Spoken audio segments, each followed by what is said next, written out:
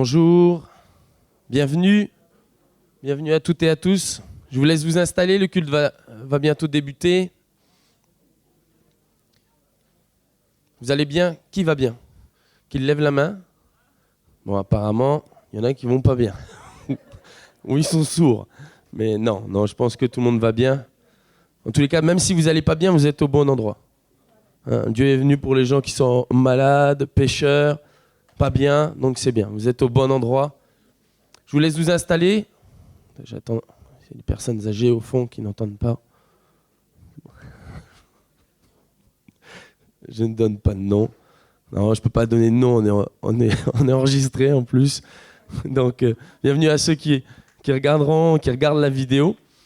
Donc, avant toute chose, avant de commencer la louange, avant d'entendre aussi la prédication qui sera apportée par Yvon Minissier, je vous rappelle les règles sanitaires. Donc, n'oubliez pas de garder vos masques, de bien les mettre au-dessus du nez, les distanciations sociales aussi. Il y a des gels qui sont à l'entrée et à la sortie.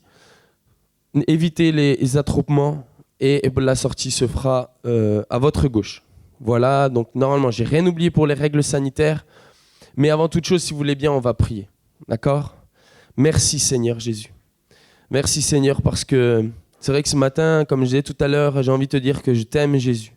Mais on a tous ici envie de te dire qu'on t'aime Jésus parce qu'on est ici dans ta maison Seigneur pour venir t'adorer, te louer, te rendre gloire Jésus. Merci Seigneur parce que tu viens encore bénir, relever ce matin Jésus. Tu bénis tous ceux qui sont chez eux, tous ceux qui regardent la vidéo Père.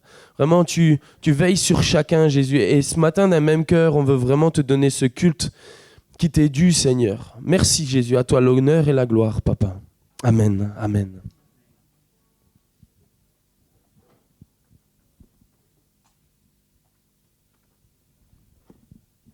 Bonjour, ça y est. Bienvenue dans ce culte. Vraiment, on veut passer ce temps à louer Dieu. Je ne me suis pas rendu compte quand j'ai préparé la liste de chants, mais tous les chants font le focus sur qui est Dieu, qu'on puisse proclamer qui il est ce matin.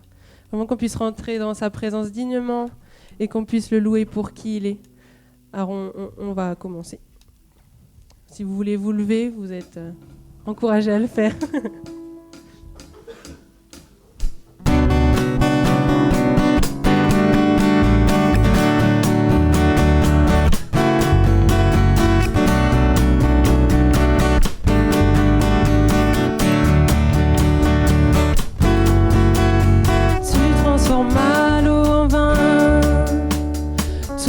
Les yeux de ta main, nul n'est comme toi, comme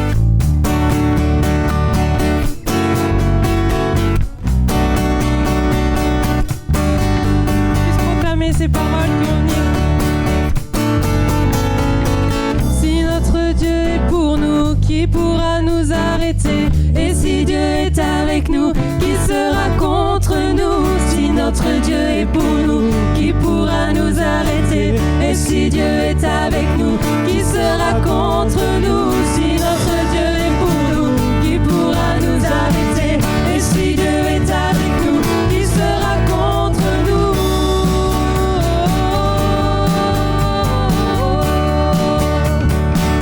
Qui sera contre nous?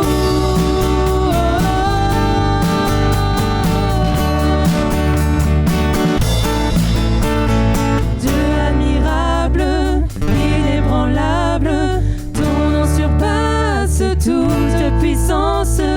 Dieu de miracle, incomparable, oh Dieu, oh Dieu. Dieu admirable, inébranlable, ton nom surpasse toute puissance. Dieu de miracle, incomparable, oh Dieu, oh Dieu.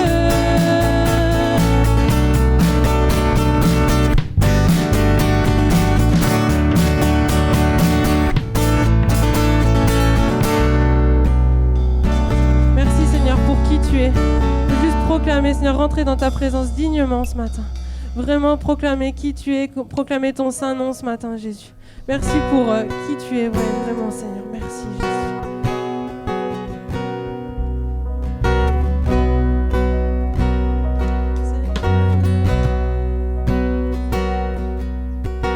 Nous venons dans ta présence pour chanter tes louanges et notre reconnaissance de ce que tu as accompli. Tu nous as donné ta vie, ton amour et ta joie, et la louange envahit nos cœurs passionnés de toi. Nous venons dans ta présence.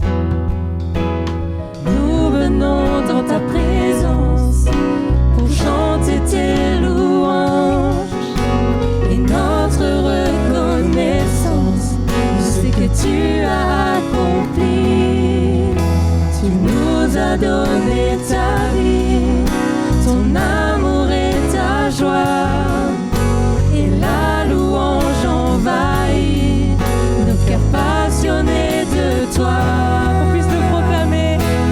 Tu es le Créateur puissant, l'agneau ressuscité. Toi seul as pu triompher de la mort et du péché. Tu as délivré ton peuple pour la vraie liberté. Je veux suivre tes pas, chaque jour être avec toi.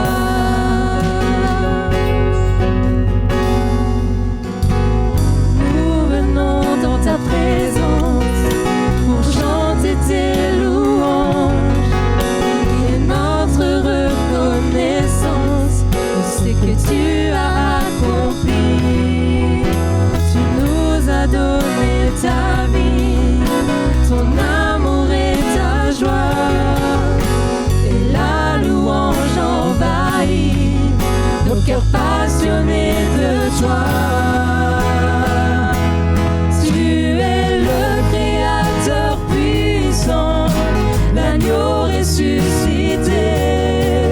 Toi seul as pu triompher de la mort et du péché.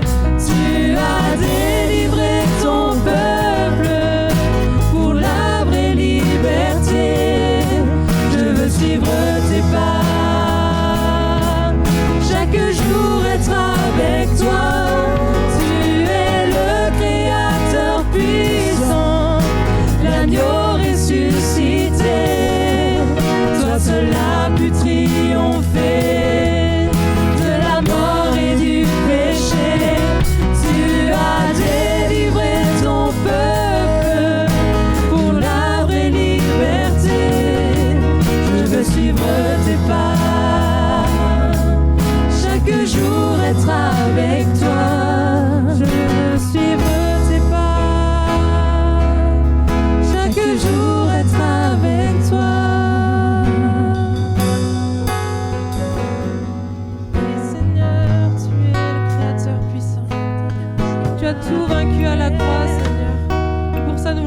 merci ce matin, Jésus.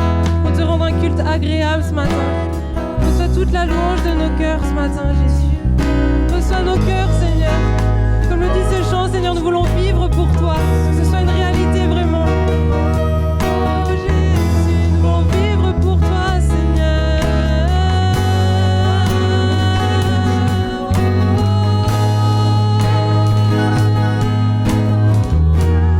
Merci pour cette liberté, Jésus. Merci pour cette liberté que tu nous donnes, Seigneur. Oh Jésus, tu es digne d'adoration, Jésus. Reçois nos cœurs, reçois nos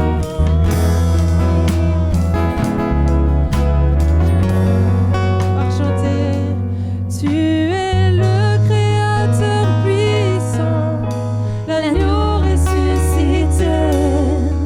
Toi seul as pu triompher de la mort et du péché. Tu as délivré ton peuple pour la vraie liberté. Je veux suivre tes pas, chaque jour être avec toi. Tu es le Créateur puissant, l'agneau ressuscité. Toi seul as pu triompher de la mort et du péché. Tu as délivré ton peuple pour la vraie liberté. Je veux suivre tes pas, chaque jour être avec toi. Je veux suivre tes pas, chaque jour être avec toi. Ce matin, je veux vraiment réaliser qui tu es, Seigneur. Combien tu es un Dieu glorieux. Merci, Seigneur, parce qu'on veut te mettre à la première place. Vraiment, Jésus. Vraiment, ton nom soit glorifié ce matin, Jésus. Qu'on puisse le proclamer. Il est le Dieu de gloire. Proclame, Seigneur.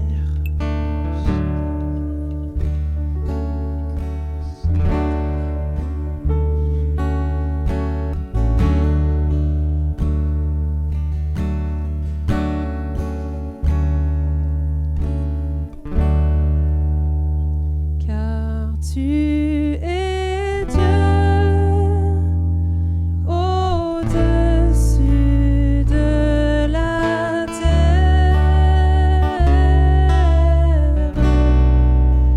Tu établis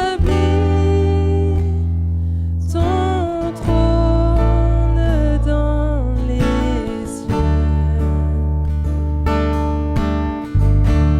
Car tu es Dieu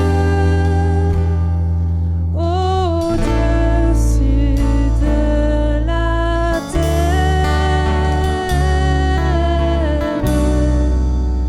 Tu es le roi, tu es le seul Dieu. On le proclame. Dieu de gloire,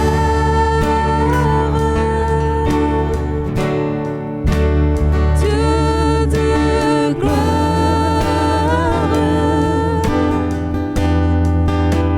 Dieu de gloire,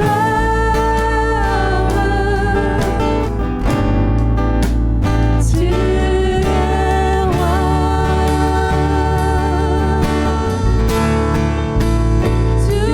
de gloire,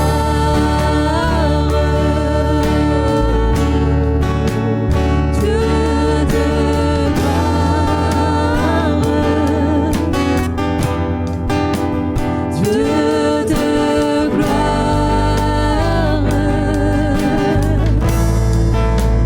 tu es roi. Car tu es Dieu au-dessus de la terre.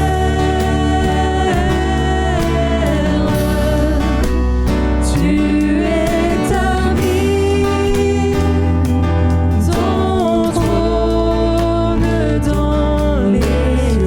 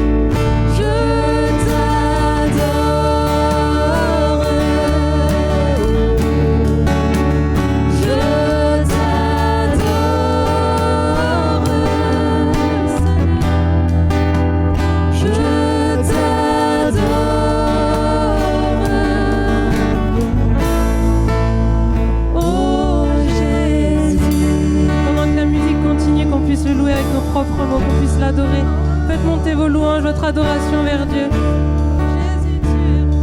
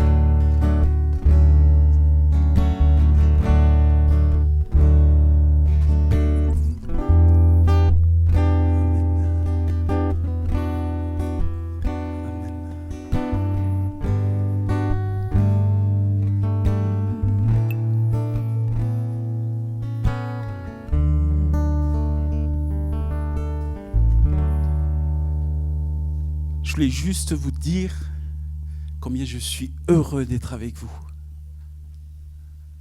Alléluia. Je suis heureux d'être avec vous.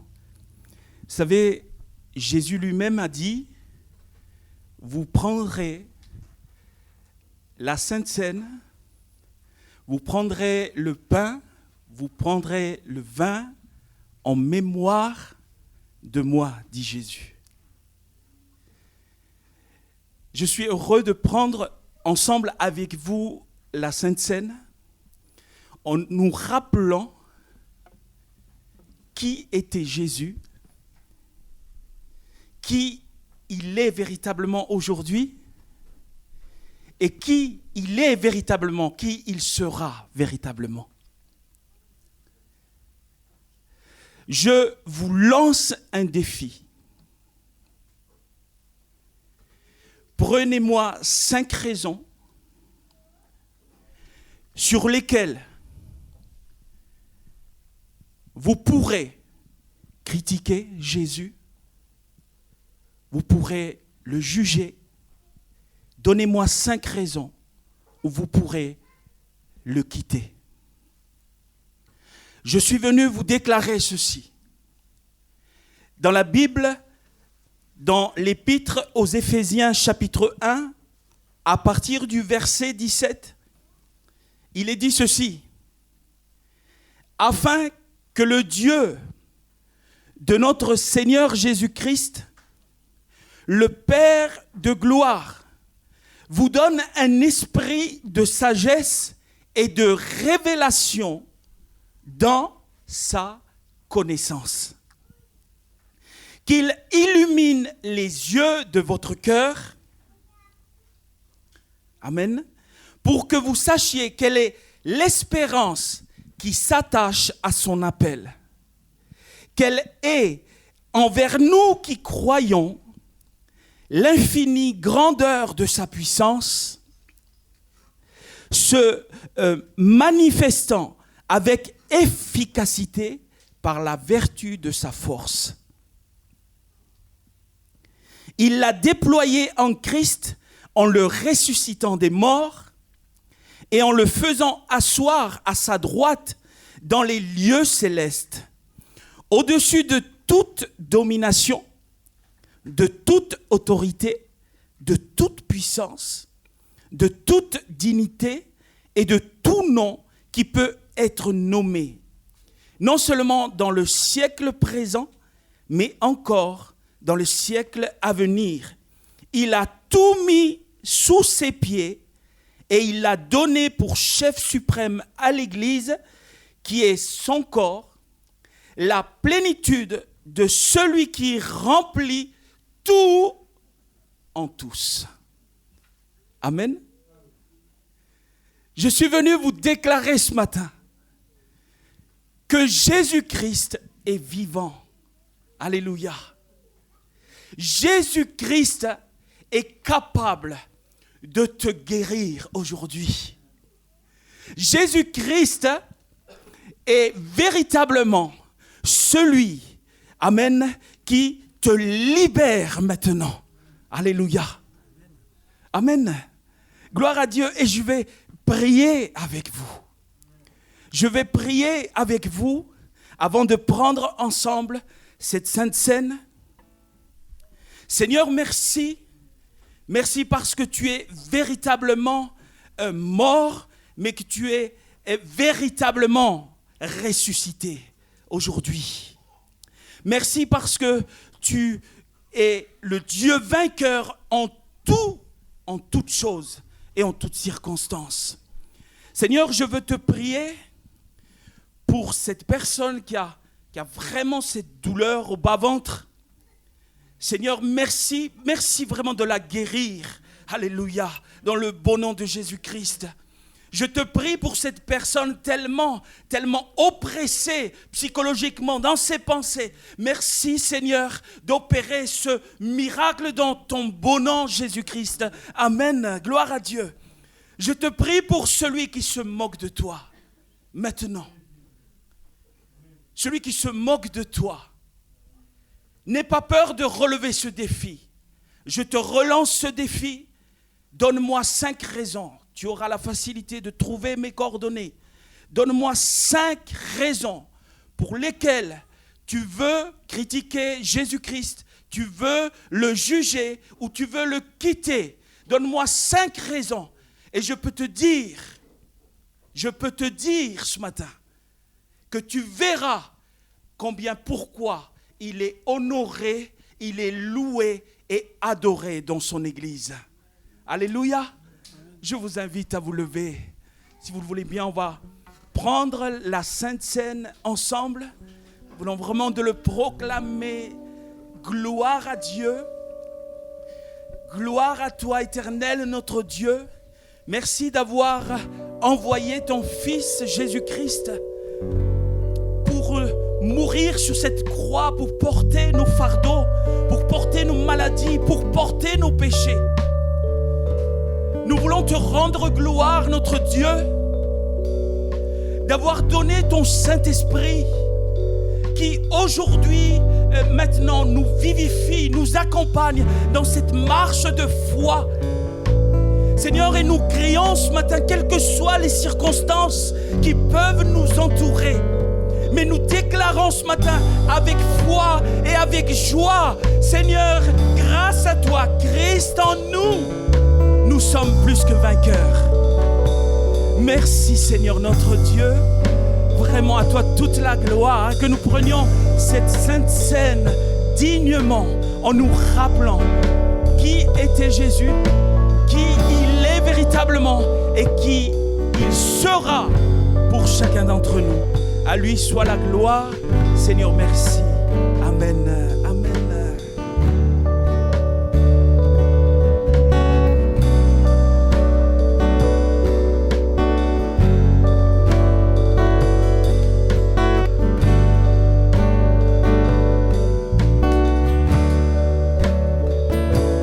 Tu étais là, j'étais distant, incertain, perdu dans mes illusions. Mais dans ta grâce, toujours tu m'attends. Tu es devant ma maison et je te fais entrer.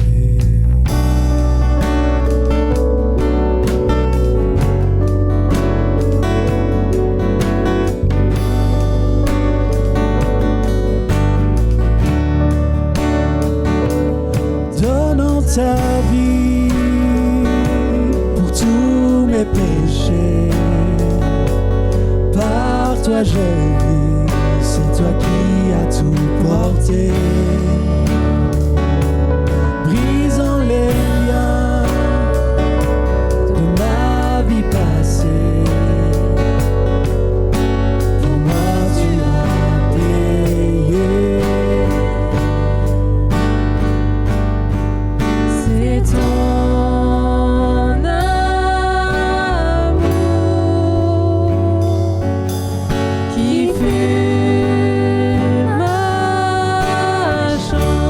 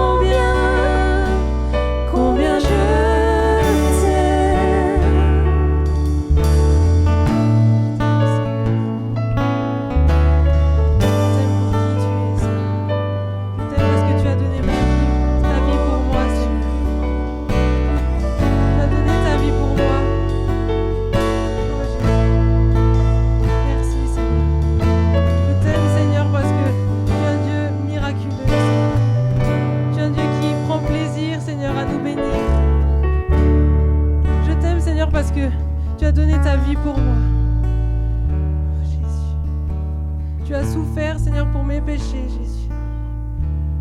Je veux juste t'aimer en retour, Seigneur. Jésus.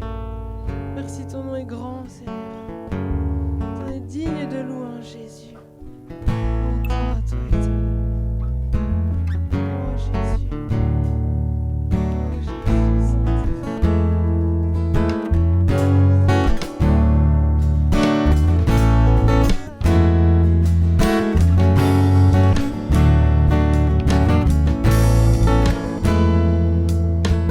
Je viens vers toi dans le secret, en ta présence, je veux rester.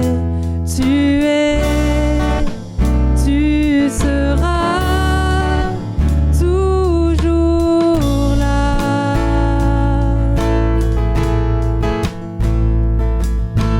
Tout contre toi. Près de ton cœur, je peux entendre ta voix, Seigneur. Tu seras toujours là. Ébloui devant toi, éternel.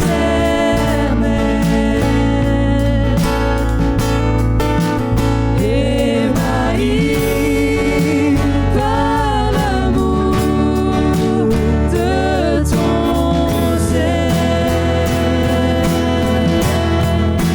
je suis là à tes pieds, je viens t'adorer, je désire habiter près de toi.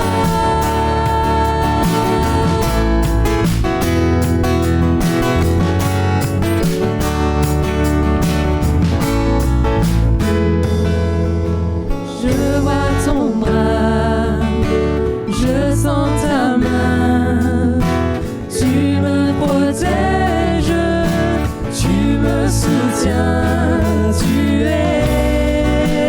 tu seras toujours là. Ébloui devant toi, éternel.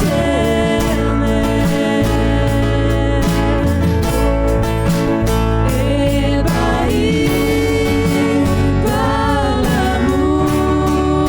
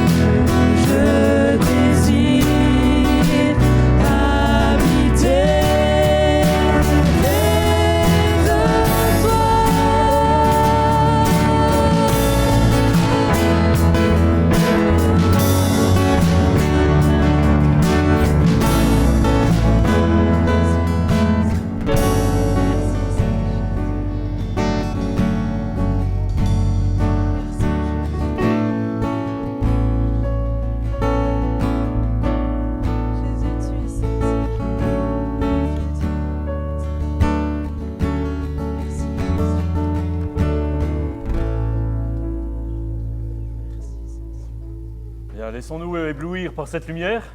Vous m'éblouissez ce matin. J'espère que vous allez bien, que vraiment vous avez passé une bonne semaine. Pour ceux qui ont passé une mauvaise semaine, alors tout ce message est pour vous, même pour ceux qui ont passé une bonne semaine. Vraiment, franchement, on espère vraiment que ce dimanche soit un dimanche inattendu. Je ne sais pas si vous êtes comme moi, mais en tout cas, il y a quelque chose qui me dérange dans Pâques, c'est que Pâques est un événement attendu. Tout est marqué dans les calendriers, on sait que quand on va à l'église, on va parler de Pâques, que le pasteur va parler plus ou moins de la résurrection, et que plus ou moins on va parler de la victoire de Christ sur la mort. Tout est réglé, tout est attendu, et pourtant, quelque chose me dérange dans cette expression-là, dans cette culture chrétienne, c'est que l'on ne parle pas assez de l'inattendu. Bien, Pâques est passé, et nous sommes, j'aimerais que ce dimanche soit aussi l'expression de l'inattendu. Alors, si on veut revenir sur Pâques, vous savez, Pâques, le truc qu'on a fait il n'y a pas très longtemps. Au moment où on a fait ensemble cette fête de cette résurrection, et merci Seigneur, merci aux pasteurs et merci aux églises qui prêchent encore la résurrection. On en a besoin. Nous sommes dans Luc 24. Le premier jour de la semaine, elles se rendirent au sépulcre de grand matin, portant les aromates qu'elles avaient préparés. Elles trouvèrent que la pierre avait été roulée de devant le sépulcre, et étant entrées, elles ne trouvèrent pas le corps du Seigneur Jésus.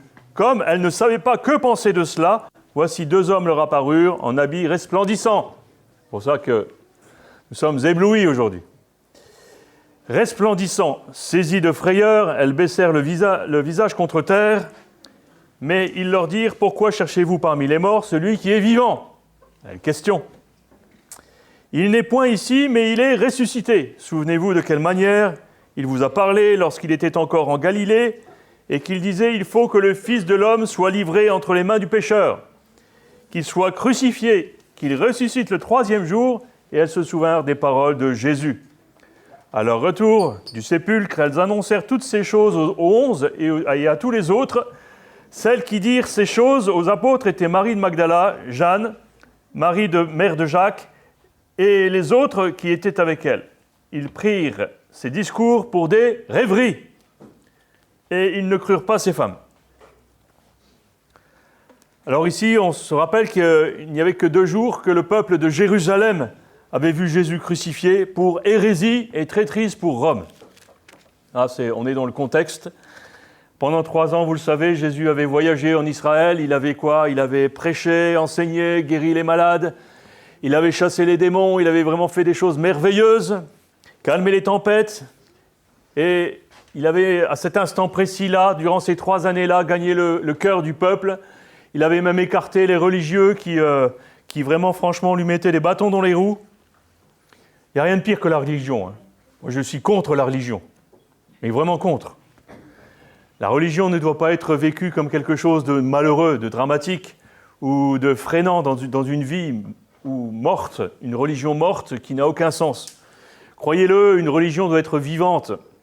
Et j'espère que vous vivez la Pâque complètement, entièrement, et que vous vivez dans l'inattendu de Dieu.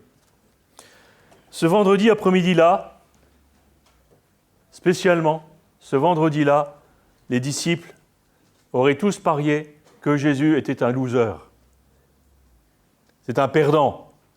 Ils avaient vu qu'il avait été battu, ils avaient vu qu'il avait une couronne d'épines littéralement accrochée à sa tête, ils avaient observé sa crucifixion et qu'il était prêt à mourir en plein soleil. Voilà, ça c'était réglé. Tous ces indicateurs montraient et désignaient que Jésus était un loser. Quand Jean énuméra ceux qui étaient près de la croix, donc il y a plusieurs passages dans les évangiles avec une liste de gens qui étaient à proximité de Jésus. Alors si vous dites qu'il n'y avait que des Maries, vous êtes sûr de ne pas vous tromper. Il y avait Marie, mère de Jésus, la sœur de sa mère qui était Marie, l'épouse de Clopas, et Marie-Madeleine. Donc quasi que des Maries.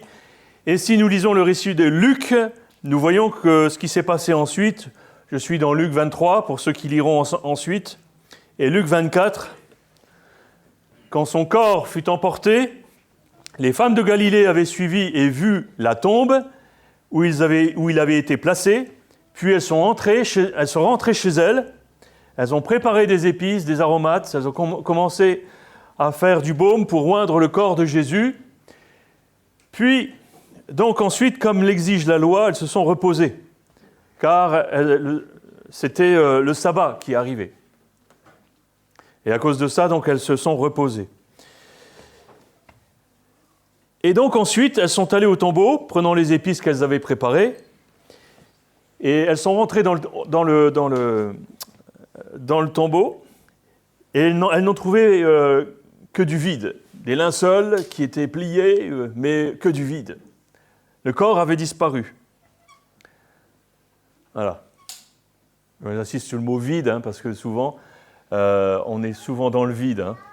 Et ce qui nous manque souvent, c'est des grands... je ne sais pas si vous ressentez ces choses-là, mais souvent, encore plus dans cette période-là, nous avons des vides intérieurs, des pressions intérieures, des angoisses, etc. Et tout ça, ça peut être assimilé à ce vide, à ce moment précis où elles sont arrivées, le tombeau était vide. Vous voyez l'expression, l'émotion qui ont pris et commencé à prendre ces femmes qui avaient préparé la veille, qui avaient préparé le baume, qui s'étaient engagées à faire une action vraiment de reconnaissance pour leur ami, pour leur Seigneur. Et elles trouvent la tombe vide. Et là, c'est la grande chute, hein, la chute des émotions, une chute émotionnelle. Et c'est peut-être ce que vous vivez actuellement aussi. Hein. Et ainsi, donc, ce dimanche matin, on sait, nous, maintenant, que c'est la victoire sur la mort, que la tristesse est remplacée par la joie. Mais à ce moment-là, quand les femmes rentrent dans ce tombeau, elles voient du vide. C'est une chute émotionnelle. Hein. On voit vraiment que ces femmes sont vraiment... Et ainsi, un week-end qui avait commencé d'une manière inattendue le vendredi, donc personne n'avait prévu la mort de Jésus, enfin en tout cas, ils ne le voyaient pas comme ça, et qui s'est transformé en fin inattendue le dimanche. Le Christ est donc ressuscité, mais le vendredi, il s'attendait à autre chose.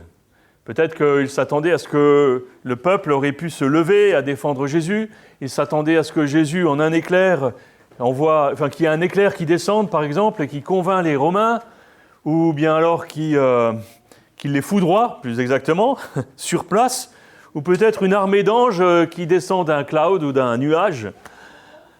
Ouais, je fais des fois des petites blagues comme ça m'arrive. Donc, qui descend et qui, soudain, vient décrocher le Seigneur, ce fameux Fils de Dieu qui est censé être celui qui a tout pouvoir. Mais rien de tout ça ne s'est passé. Et au lieu de cela, ils ont regardé Jésus se faire humilier, se faire battre, et finalement, il était mort. Et si Jésus pouvait mourir, alors tout ce qu'il avait dit sur le fait d'être le Fils de Dieu, chaque promesse qu'il avait faite sur la vie éternelle, sur le salut, chaque revendication qu'il avait faite, par exemple par rapport au pardon, pardonner aux gens, toutes ces choses sont mortes avec lui et sont considérées comme des preuves, même des preuves accablantes. Donc si Jésus est mort, et s'il n'était pas Fils de Dieu, et si ce n'était qu'un vulgaire prophète, excusez-moi pour le mot vulgaire, hein, mais qu'un prophète, un homme qui s'était raconté une vie, qui s'était fait des vrais faux disciples, qui avait monté une espèce de secte, si c'était que ça. Alors, bien sûr, cette mort l'accable. Il faudrait encore des années avant que Paul n'écrive à l'église de Corinthe, mais je suis sûr que le samedi suivant la mort de Jésus, que ces paroles étaient déjà dans les esprits, qui alourdissaient les cœurs et les âmes des apôtres, et si Jésus était mort et que tout ça n'avait servi à rien. Et vous savez, quand vous rencontrez vos collègues de travail ou quand vous rencontrez des amis qui sont incroyants ou d'autres qui sont autour de vous, qui ne pensent pas que Jésus existe, eh bien, c'est la première chose qu'on vous dit. Et si, mais il est mort. Et c'est une histoire, et c'est écrit. Mais c'est qu'une histoire. Et en vérité, ils n'ont pas tort. Si la résurrection ne vit pas dans la vie d'un homme, dans la vie d'un croyant, alors rien ne sert à rien. Et nous perdons notre temps. Donc, avant que Jésus ne ressuscite, il y a dû avoir tout un tas de pensées qui sont venues dans les cœurs de ses disciples. Et donc, on sait très bien qu'en plus, les disciples étaient retournés à leurs activités. Donc, en résumé, et si Christ n'est pas ressuscité, vous lirez tout ça dans 1 Corinthiens 15 au verset 17, et si Christ n'a pas ressuscité, alors votre foi est vaine, inutile, et vous êtes toujours coupable de vos péchés. Donc c'est important parce que si la résurrection n'a pas eu lieu, si le croyant croit que Jésus n'est pas ressuscité, si rien n'est fait pour dire ou pour croire que Christ est ressuscité et que vous n'avez aucune certitude dans vos vies, dans vos existences, alors rien ne sert à rien. Il est vrai que vous n'êtes pas pardonné de vos péchés et il est vrai que vous êtes le plus malheureux des hommes, même si vous êtes religieux. Mais à nouveau, le récit de Matthieu sur l'histoire de la résurrection est impressionnant. Dans Matthieu 28 au verset 1 à 7, tôt le dimanche matin, comme le nouveau jour se leva, Marie-Madeleine et l'autre Marie est sortie pour visiter donc, le tombeau. Elles sont sorties. Et soudain, il y a eu un grand tremblement de terre, car un ange du Seigneur descendit du ciel, écarta la pierre et s'assit dessus. Son visage brillait comme la foudre, et ses vêtements étaient aussi blancs que la neige. Les gardes tremblaient de peur quand ils l'ont vu. Ils sont tombés comme s'ils étaient morts. Puis l'ange a parlé aux femmes. « N'ayez pas peur, a-t-il dit. Je sais que vous êtes à la recherche de Jésus qui a été crucifié. Il n'est pas là. Il est ressuscité d'entre les morts. Comme il l'a dit, venez voir où son corps se trouvait. Et maintenant, allez vite. Dites à ses disciples qu'il l'avait dit. Il est ressuscité d'entre les morts. Et il va au-devant de vous en Galilée. Vous le verrez là-bas. Souviens-toi de ce que je t'ai dit. » Peut-être, vous pouvez envoyer la première diapo, s'il te plaît. Alors, est-ce qu'ici, on a capté l'essentiel ? Est-ce que l'essentiel, ici, est dit dans ces versets ? Il est ressuscité d'entre les morts, tout comme il l'avait dit. Et c'est pourquoi Paul pourrait finir ses paroles aux Corinthiens avec les mots « mais », parce qu'il y a un « mais » derrière qu'il faut dire, et après le « mais » vient la vérité. Dans 1 Corinthiens 15, et si Christ n'a pas été ressuscité, etc., donc on l'a lu ensemble, et si notre espérance en Christ est seulement pour cette vie, nous devons être plus pitoyables que n'importe qui dans le monde. Si nous n'avons pas cette conviction intérieure, donc on sait que si nous n'avons pas cette conviction intérieure d'une résurrection, nous sommes le plus pitoyable des hommes. Parce que cette résurrection résume notre foi. Cette résurrection résume vraiment nos convictions. Cette résurrection résume le fait que nous soyons convaincus d'être sauvés, convaincus d'accéder à la vie éternelle, convaincus de rejoindre notre Sauveur après notre mort. Sans cette résurrection, Paul ne s'arrête pas là. Donc dans 1 Corinthiens 15 au verset 20, il précise « Mais en fait, Christ a été ressuscité d'entre les morts. Il est le premier d'une grande moisson de tous ceux qui sont morts. » S'il pouvait revenir d'entre les morts, tout comme il a dit qu'il le ferait, alors toutes ces autres promesses sont valables. Si d'un côté on dit « Il n'est pas ressuscité, donc ça ne sert à rien », la vie est vaine et la vie religieuse n'a aucun sens, alors on peut dire de l'autre côté, s'il est mort et ressuscité, alors ma vie chrétienne et ma religion a un sens. Ce qui est normal. Et ainsi, les promesses que Jésus avait faites, le reste de ce qu'il a promis, c'est quoi le reste ? Sa paix, son pardon, la vie éternelle, tout ce qu'il a promis est vrai. Toutes ces choses sont assurées à cause de sa résurrection.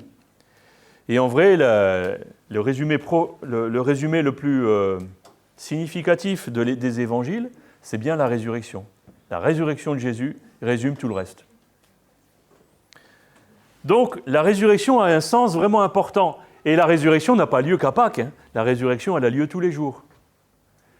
C'est pour ça que si vous repartez après Pâques à vos activités de tous les jours sans croire à cette résurrection, nous sommes dans le même cas de figure que ses disciples. Et nous devons croire bien sûr à cet inattendu de ce Jésus qui va arriver dans la vie de ses disciples, qui va trouver un Pierre. « Mais qu'est-ce que tu fais là ? T'es retourné à la pêche ? Je t'avais pas dit de m'attendre ?» Et bien souvent, on fait ces événements-là comme si nous faisions quelque chose, un one-shot sur un événement précis, sur un jour précis, et puis ensuite on mange nos 2-3 chocolats, nos 2-3 lapins, et on continue ensuite notre petite vie de tous les jours. Mais ça ne se passe pas comme ça avec Jésus. Ça ne se passe pas comme ça avec les Écritures. Dans les Écritures, nous vivons pleinement la résurrection, et nous vivons pleinement Christ et sa résurrection. Donc, dans Marc 16, samedi soir, quand le sabbat a pris fin, Marie-Madeleine et Salomé et Marie, la mère de Jacques, est sortie et a acheté des épices funéraires afin qu'ils puissent le oindre, embaumer le corps de Jésus. Très tôt le dimanche matin, juste au lever au soleil, elles sont allées au tombeau. Sur le chemin, elles se demandaient qui va rouler la pierre à l'entrée de la tombe. Elles arrivent, la pierre est roulée. Les femmes sont choquées, un ange leur parle. « Ne vous inquiétez pas, vous cherchez Jésus de Nazareth, mais maintenant allez dire à ses disciples, dans Marc 16, allez dire à ses disciples, y compris Pierre. » Pourquoi c'est précisé, y compris Pierre ? Donc, vous vous souvenez de Pierre, de ce qu'il a, son attitude, sa nature. Il avait renié Jésus. C'était un bon gars, hein. Il avait marché sur les eaux. Il avait dit, Seigneur, moi je te défendrai, coûte que coûte. Tu peux mettre la suivante, s'il te plaît. La diapo suivante, voilà. Il avait dit, j'aurai cette assurance que rien ni personne ne pourra te toucher. Tu peux mettre la diapo suivante également. Mais on sait très bien que le coq est arrivé. Sacré coq, hein. Et là, le coq lui a rappelé son problème à Pierre, c'est qu'il avait ses limites humaines. Et peut-être que vous êtes considéré, hein, votre vie ou vos projets, peut-être vous avez été dans l'échec plus d'une fois. Et ça nous rappelle également que nous avons également notre nature humaine qui nous rattrape souvent. Et nous avons besoin de tout l'amour de Christ pour nous pardonner de nos péchés. Et donc, on voit ici que l'inattendu ici pour Pierre, c'est que l'ange dit, va dire aux disciples, y compris Pierre. Mais ça nous rappelle quelque chose quand même, hein. Ça nous rappelle que Jésus prend soin ici, Dieu prend soin ici de rappeler que Pierre fait toujours partie de ceux qui méritent l'amour de Jésus. Et vous faites toujours partie de ceux qui méritent l'amour de Jésus. Pierre était l'un des 12, on se rappelle de ce qu'il a fait, et on se rappelle aussi que Christ, que Dieu a de l'amour pour tous les hommes. Qui que vous soyez, quel que soit votre background, votre arrière-plan, quelle que soit votre vie, on sait que Dieu a de l'amour pour tous les hommes. Quel que soit votre péché.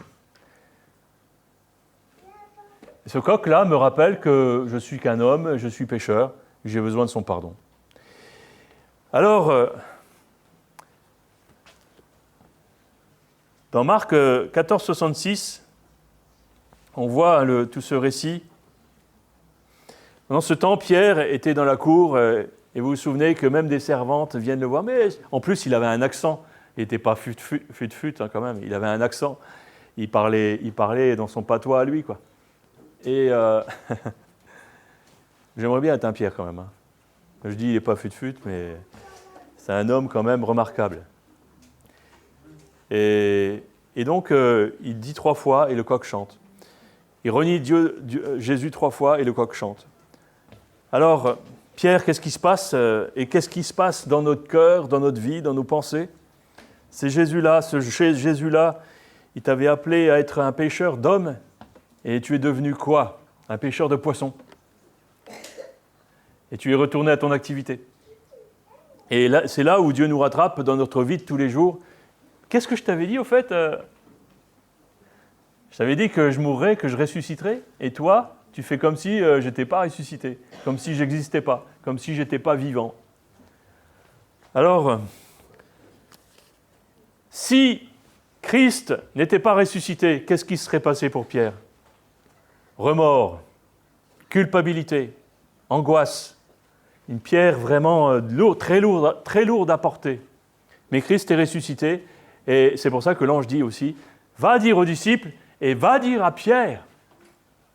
Donc peut-être es-tu dans la culpabilité ce matin, dans les angoisses d'un échec, ou écoutez.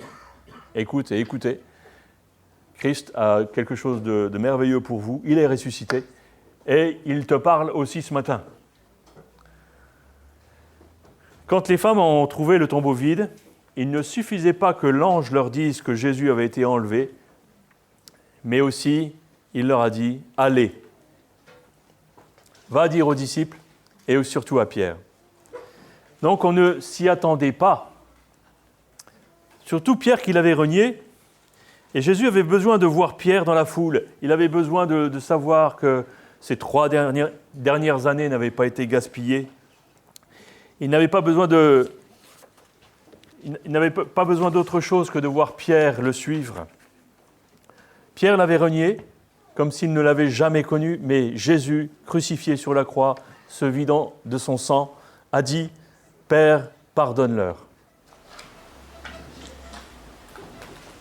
Mark Twain a écrit cette citation « Le pardon est le parfum que la violette répand sur le talon qu'il a écrasé ». Le pardon est le parfum que la violette répand sur le talon de celui qui l'a écrasé.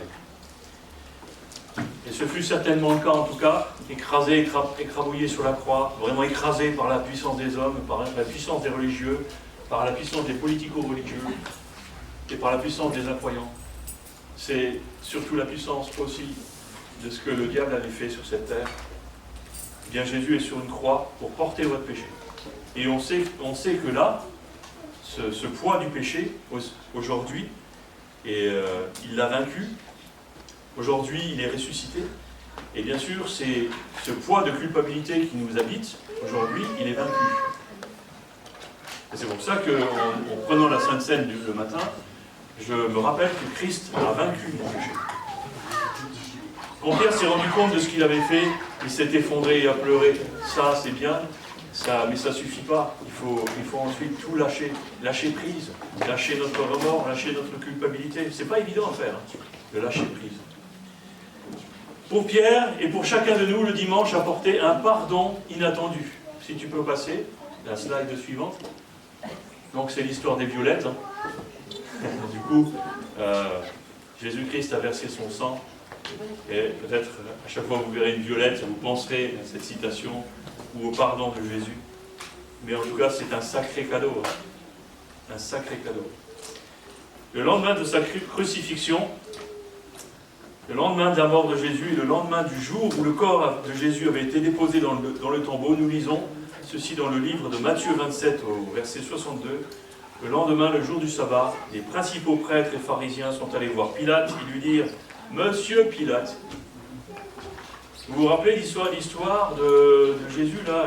Il a dit qu'il serait encore en vie au 3e jour. Après le 3e jour, je me lèverai d'entre les morts. Vous vous rappelez de ça?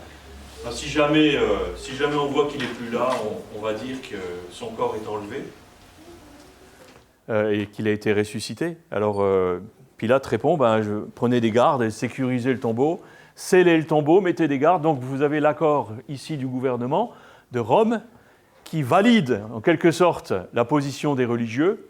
Donc vous avez à la fois le gouvernement de Rome et les religieux qui, d'un commun accord, mettent toute leur énergie pour prouver que Jésus ne peut pas ressusciter, que le corps de Jésus ne peut pas être enlevé. Donc dans ce contexte-là, on sait que le lendemain, le sabbat, les principaux prêtres et pharisiens sont allés voir Pilate. Les prêtres et les pharisiens allaient à l'encontre du sabbat.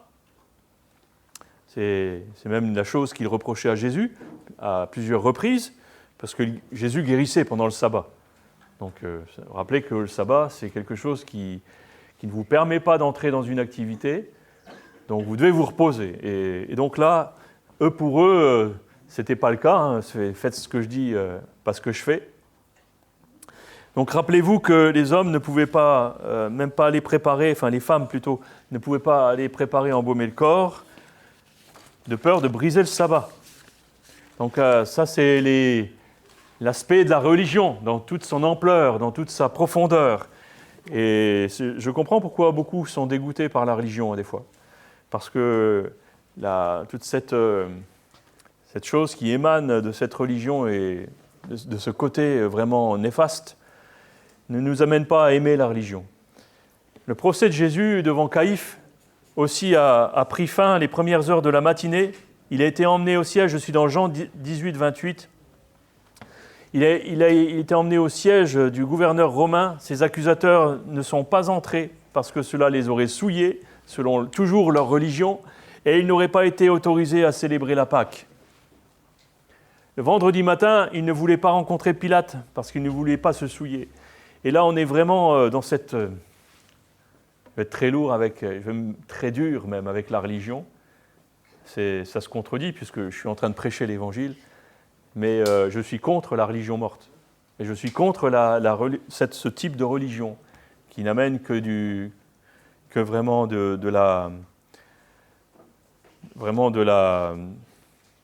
dégoût. Pilate savait combien cela était important pour eux.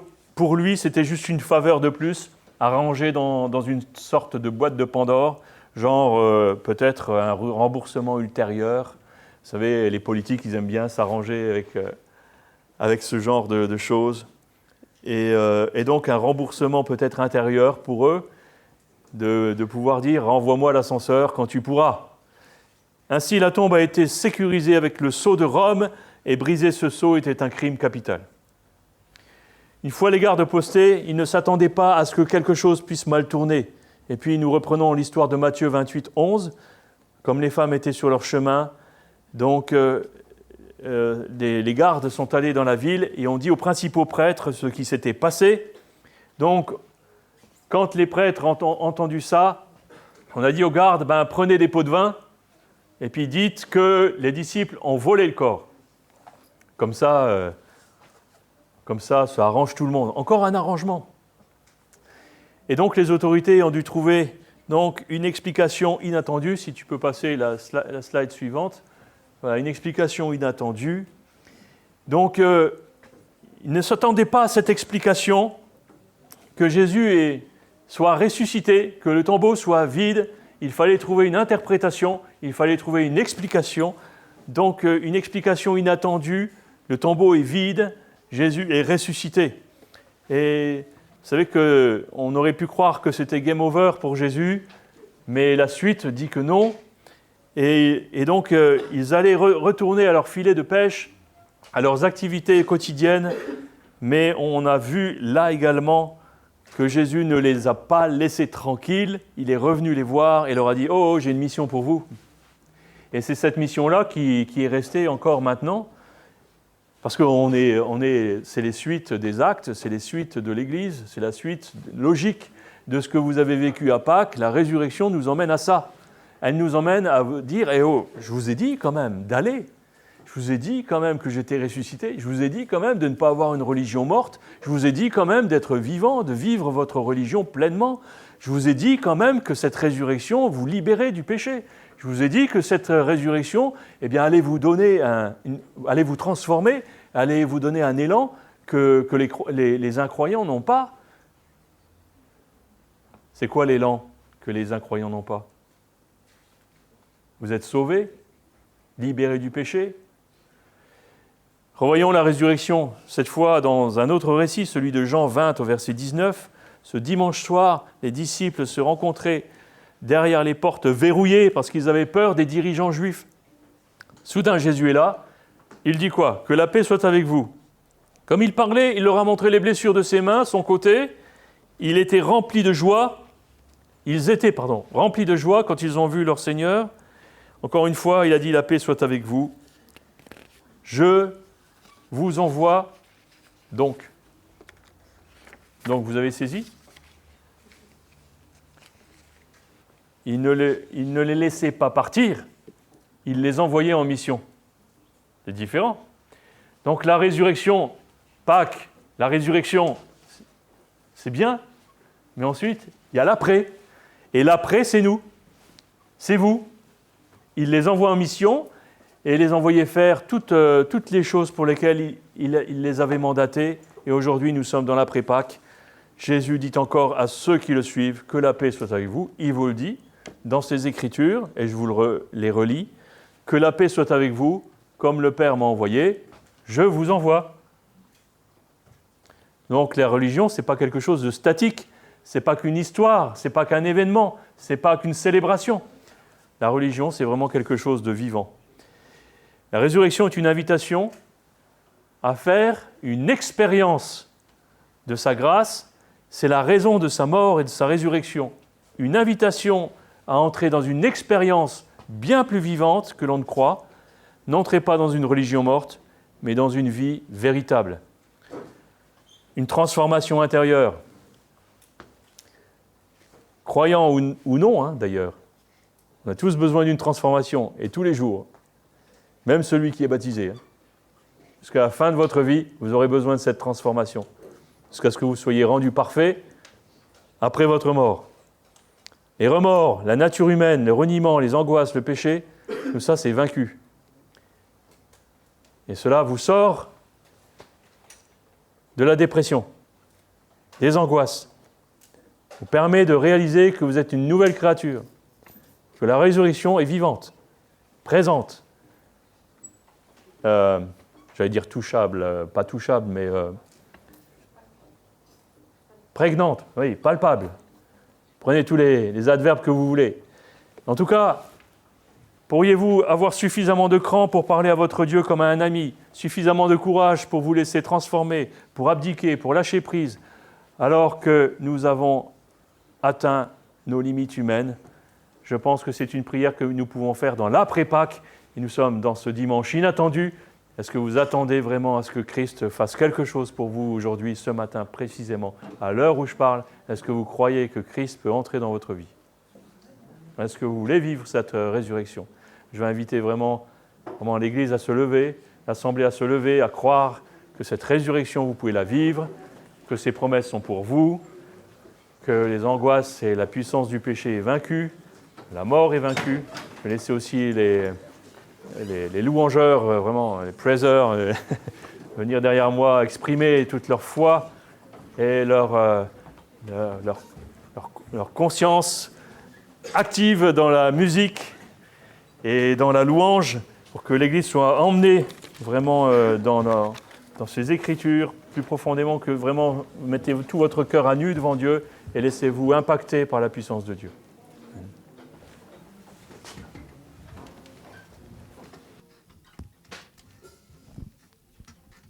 On va juste reprendre ce chant qui dit « Jésus, je te suivrai », ça va très bien avec le message. Ceux qui ont envie vraiment d'avoir cette vie avec Dieu, avec Jésus, qu'on puisse le proclamer.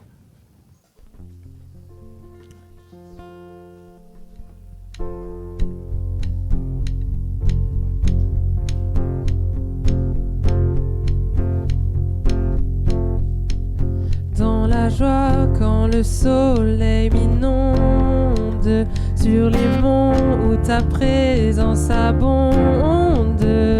Oh. Jésus, je te suivrai. Quand ma peine, quand mon âme sombre, dans la vallée du deuil et de l'ombre. Oh. Jésus, je te suivrai. Tu es mort pour moi. Je vivrai pour toi. Tu t'es offert sans rien garder. Tu as souffert pour me sauver.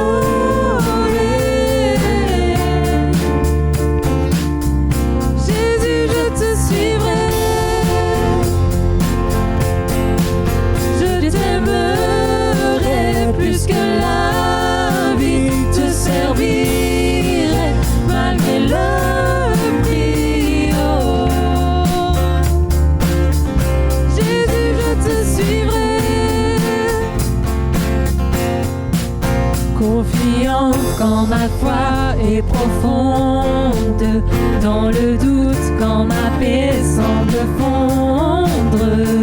Oh,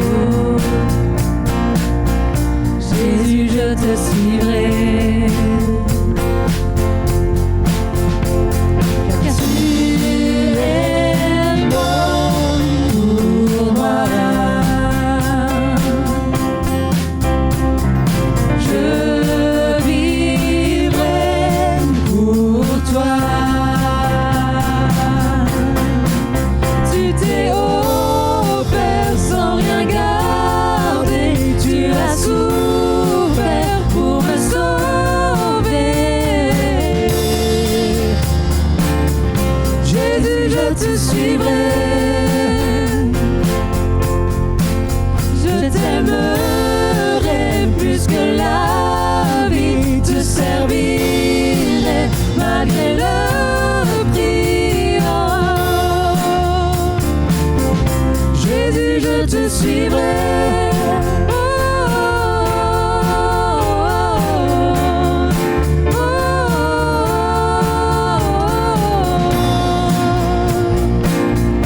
Jésus, je te suivrai. Car tu es mort pour moi. Je vivrai pour toi. Car tu es mort pour moi. Je vivrai pour toi. Tu t'es offert sans rien garder. Tu as souffert pour me sauver.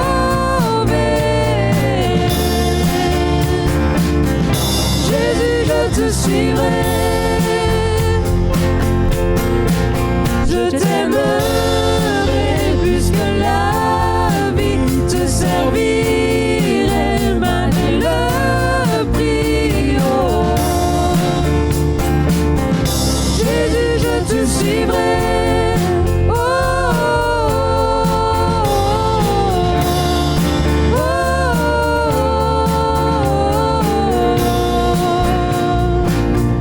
Jésus, je te suivrai.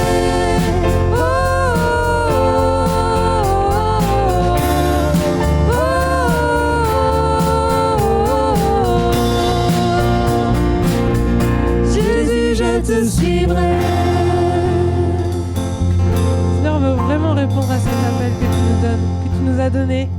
Merci Jésus parce qu'on veut te suivre. On veut vraiment avoir cette vie avec toi, Seigneur. Faire ce que tu nous demandes de faire ta volonté, Seigneur. Vraiment, c'est notre désir. Merci Jésus.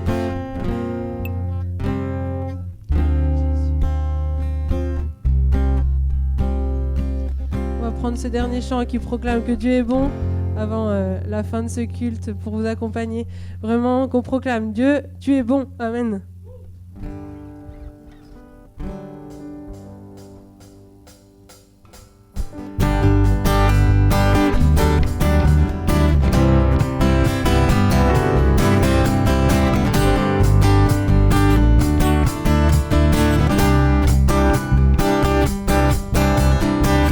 Je veux le proclamer du sommet des montagnes. Ta grâce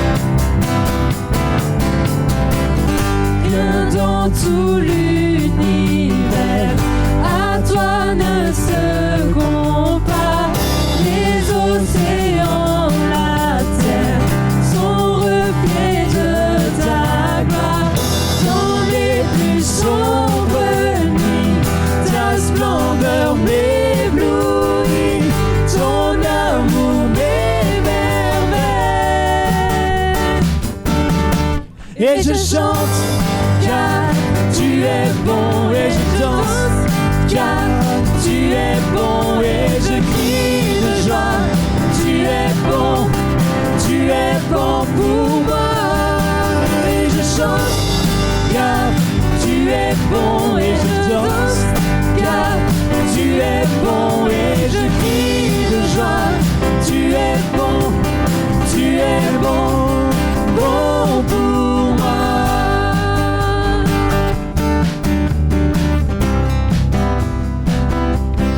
Un cri sur mes lèvres, ma vie te célèbre. Tu es bon,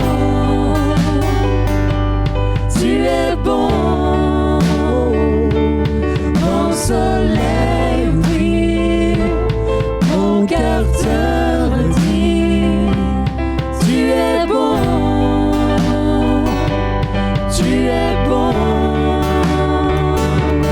un cri sur mes lèvres, ma vie te célèbre. Tu es bon,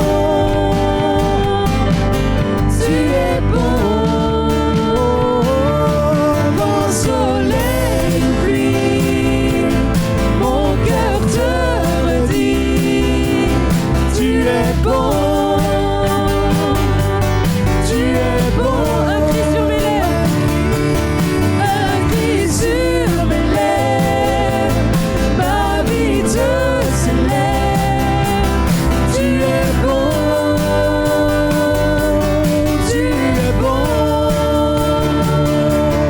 mon soleil brille, mon cœur te redit. Tu es bon,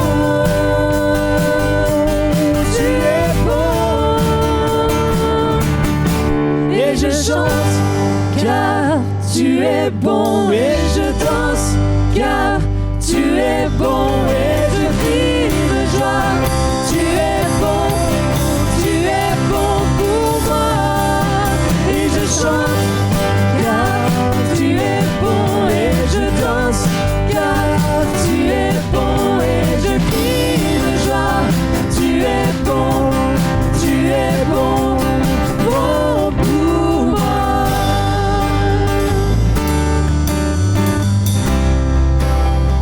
Bon pour moi.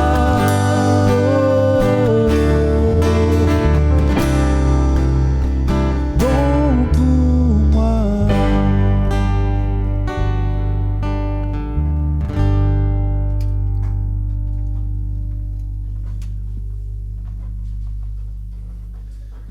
Voilà, le culte va se terminer. Vous avez passé un bon culte? Yes, impeccable. Vous repartez boosté? Oh, merci Seigneur, merci Pelli. C'est lui qui a dit yes 2 fois. Donc, n'oubliez pas les gestes barrières avant de repartir. Voilà, je les répète, le nez dans le masque. Et votre sortie est sur votre gauche. Pas d'attroupement, si vous voulez parler, c'est vraiment à l'extérieur, à l'air libre. Mais voilà, évitez les attroupements de 20 personnes, ça fait un peu tâche aussi à l'extérieur. Je voulais aussi, je pensais à ça, si vous avez passé un bon culte, en tous les cas, Gabriel a passé un bon culte, n'hésitez pas à partager la vidéo. Là, ce matin, c'est ce qu'il disait Yvon. Maintenant, voilà, on est là pour apporter la bonne nouvelle. Le premier level, pour nous, c'est facile. C'est juste, je partage la vidéo.